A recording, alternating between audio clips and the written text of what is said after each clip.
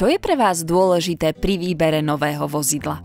Bezpečnosť? Spoľahlivosť? Technológia a dizajn? Výbava? Cena? Nepoľavujte vo svojich požiadavkách, nech sú akékoľvek. S financovaním Mazda Finance s poslednou navýšenou splátkou vám umožníme mať presne také auto, aké chcete, s nízkou mesačnou splátkou.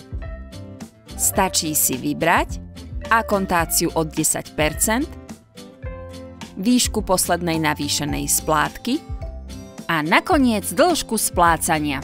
Jednoducho si nastavte parametre tak, aby mesačná splátka vyhovovala vašim možnostiam. A to nie je všetko. Chceli by ste jazdiť na novom vozidle povedzme aj každé 3 roky? Nie je nič jednoduchšie. Na konci financovania sa rozhodnete pre jednu z nasledujúcich možností. Zaplatíte poslednú navýšenú splátku a ponecháte si auto.